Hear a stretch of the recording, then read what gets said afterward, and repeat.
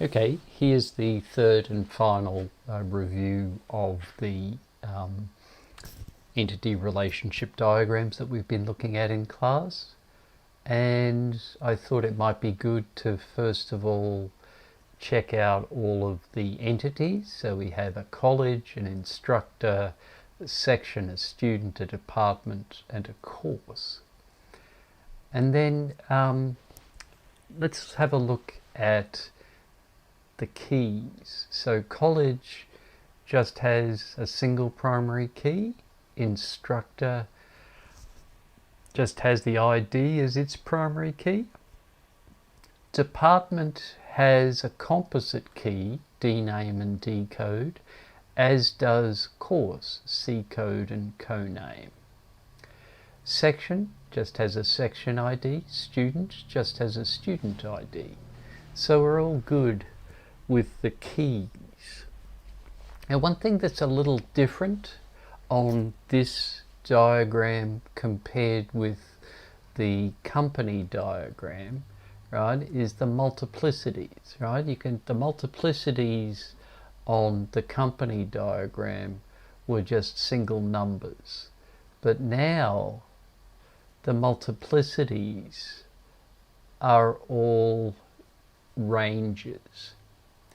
Okay, and maybe that tells you something a little bit more than just a single number, right? So we've got all these multiplicities, and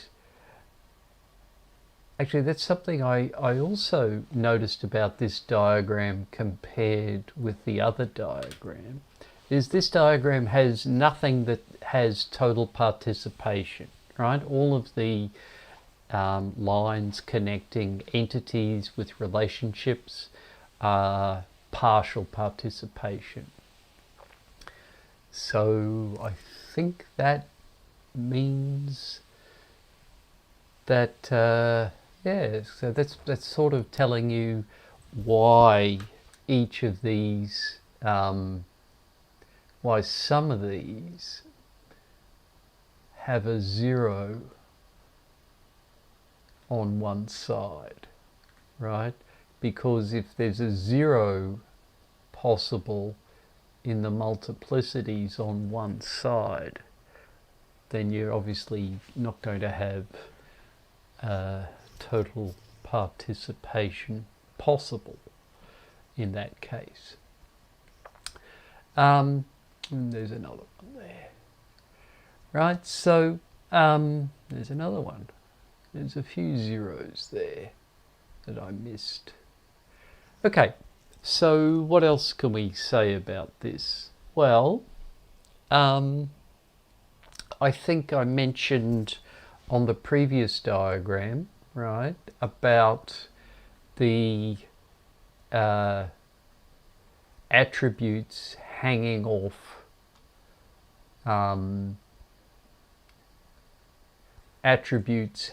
off relationships, right? Here I think we've just got the two. We've got grade off takes and C start date off chair. And just like I said before, if there's a one-to-one on one side of this or the other, then we can probably just take that attribute and add it to the other end, to the one-to-one entity. In the case of chair, it makes sense to probably add C start date to the department table and also add an instructor ID to the department table as the chair ID. Chair instructor ID perhaps might be a good way to call that attribute that we would add when we actually make the department table. Let's see if there's anything else here. Okay, so grade was the other one where we've got an attribute hanging off a relationship. And here, neither the takes to student connection nor the takes to section connection is one-to-one.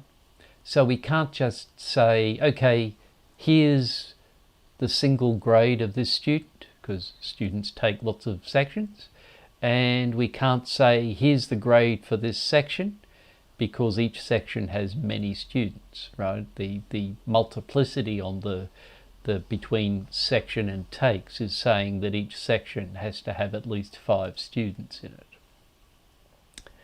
So the grade attribute has to be in its own table, and my take is that it should probably have grade and student ID and section ID. Okay. Now, are there any other things? Okay, so some of these are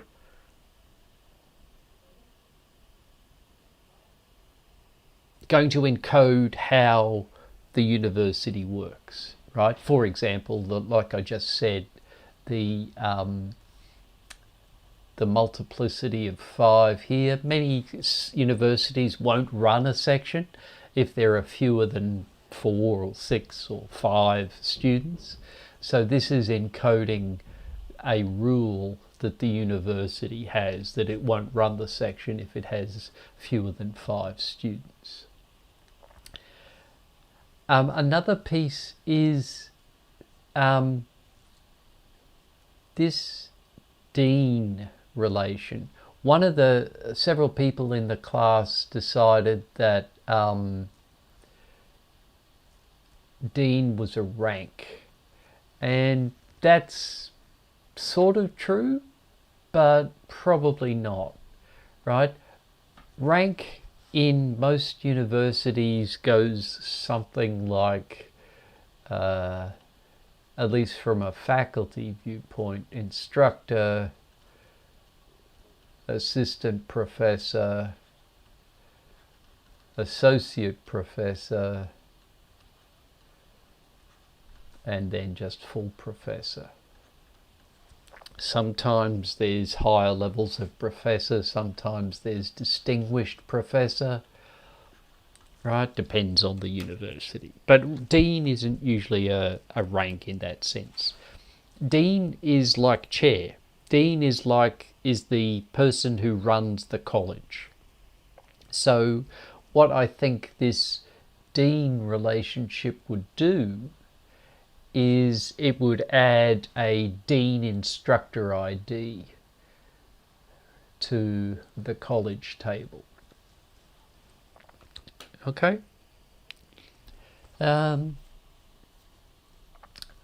don't know whether there would be anything else. I think offers would place a department ID on the course. Admins would place a college ID on the department. Employees would probably put a department ID on the instructor.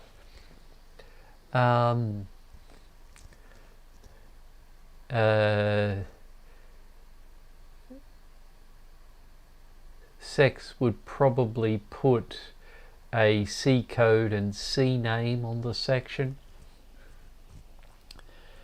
And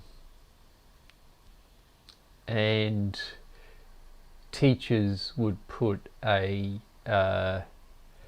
instructor ID on the section. Okay, I think that's about it. One minor thing to note is we've got C room here as a composite attribute, building and room number. But other than that, this is that's about all I wanted to say about this one. Okay.